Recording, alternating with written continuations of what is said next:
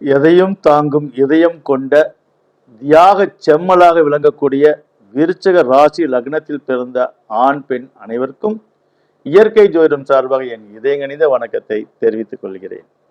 விருச்சக ராசி லக்னத்தில் பிறந்தவர்களுக்கு இந்த நடப்பாண்டில் மே மாதம் 14ஆம் தேதிக்கு மேல் களத்திரஸ்தானத்தில் இருந்து கண்டகஸ்தானத்துக்கு குரு பகவான் பயிற்சியாக இருக்கிறார்.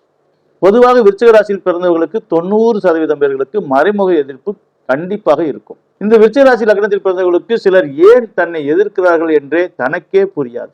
அந்த அளவுக்கு மறைமுக எதிர்ப்பும் இருக்கும், நேரடி எதிர்ப்பும் இருக்கும்.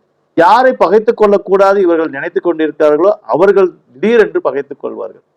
அதுவும் எதிர்ப்பெல்லாம் இவர்களுக்கு சாதாரணமாக இருக்காது. இவர்களை விட சக்தியில் மீறியவர்கள் தான் இவர்களை எதிர்ப்பார்கள். அப்படி நடக்கும்போது மிகப்பெரிய மனக்குழப்பம் ஏற்படும். அந்த மனக்குழப்பத்தால் என்ன செய்வது என்று சில நேரம் குழம்பி விடுவார்கள். ஆனால் அந்த குழப்பம் சில நேரம் தான் இருக்கும். மீண்டும் எழுந்து நின்று தைரியமாக பேஸ் பண்ணக்கூடியவர்கள் இந்த விருச்சிக ராசிக்காரர்கள். அப்படிப்பட்டவர்களுக்கு இந்த கண்டக குரு எவ்வளவு பெரிய எதிர்ப்பையும் வெல்ல வைக்கும். அது மறைமுக எதிர்ப்பாக இருந்தாலும் சரி, நேரடி எதிர்ப்பாக இருந்தாலும் சரி, எதிரிகளை தும்சம் பண்ணக்கூடிய காலம் இந்த 8ஆம் இடத்து குரு பயிற்சியாகும் காலம். களத்திரஸ்தானத்திலிருந்து அஷ்டமத்து ஸ்தானத்துக்கு செல்லக்கூடிய குரு பகவானால் திடீர் ராஜயோகம் கிடைக்கும். பொதுவாகவே விருச்சிக ராசிக்காரர்களுக்கு அதிர்ஷ்டம் என்பது குறைவாகத்தான் இருக்கும், உழைப்பு தான் அதிகமாக இருக்கும். கொடுக்கிற தெய்வம் கூரை பிச்சுக்கிட்டு கொடுக்கும் என்ற பழமொழிக்கேற்ப ஏதோ ஒரு வகையில் திடீர் அதிர்ஷ்டம் கிடைக்கும். அஷ்டமஸ்தானத்தில் சஞ்சரிக்க போகும் குரு பகவான் தன் திரிகோண பார்வையால் உங்கள் விரயஸ்தானமான அயனஸ்தானமான 12ஆம் இடத்தை பார்வையிடுவார்.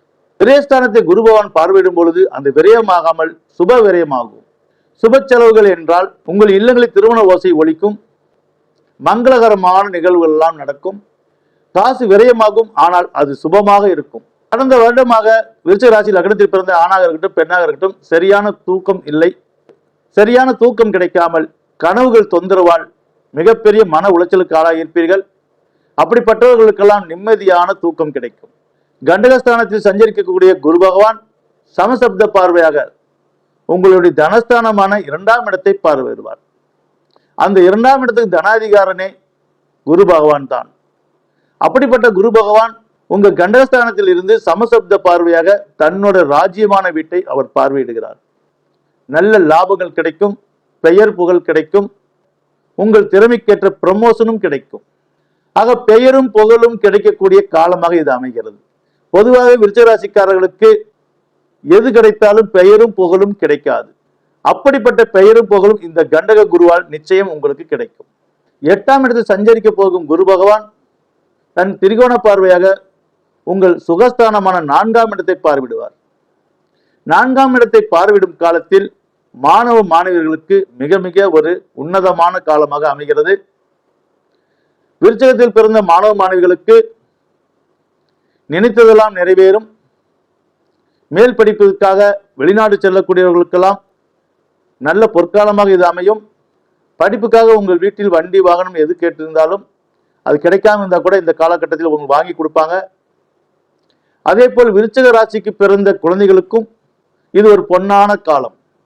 யாருக்கெல்லாம் வீடு கட்டி பாதியில் நிலுவையாக இருந்ததோ அவர்களுக்கெல்லாம் அந்த நிலுவைகள் நீங்கி நிதி வசதிகள் பெருகி உங்கள் வீட்டை முடிக்கக்கூடிய காலம். அதே போல் சிலர்கள் நிலத்தை வாங்கி போடுவார்கள், சிலர் நிலம் வாங்கியும் புதிதாக வீடு கட்டுவார்கள், சிலர் அவரவர் வசதிக்கேற்ப லோன் போட்டாவது ஒரு பழைய வீடாவது வாங்குவார்கள்.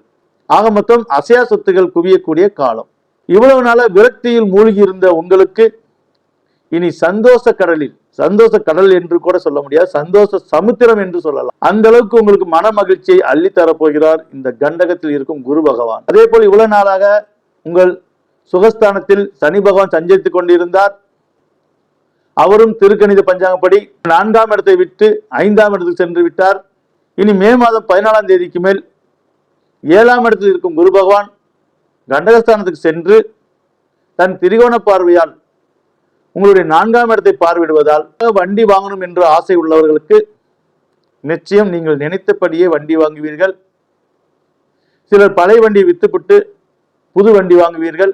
எவ்வளவு பெரிய தவறையும் மன்னிக்க தெரிந்த விருச்சிக ராசி லக்னத்தில் பிறந்தவர்களுக்கு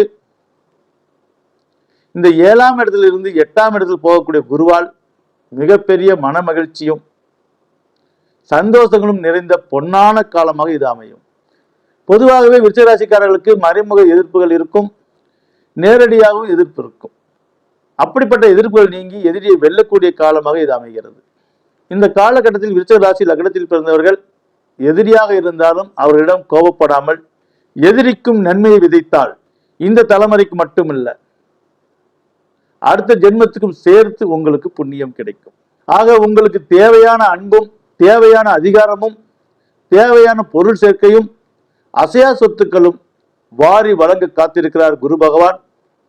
இந்த பொன்னான காலகட்டத்தில் சொந்த தொழில் செய்பவர்கள் உங்களுடைய சுய ஜாதகத்தை பார்த்து கொண்டு அதற்கு தகுந்த மாதிரி இயற்கை ஜோதிடத்தில் வருமுன் காப்பும் திட்டம் ஒன்று இருக்கிறது.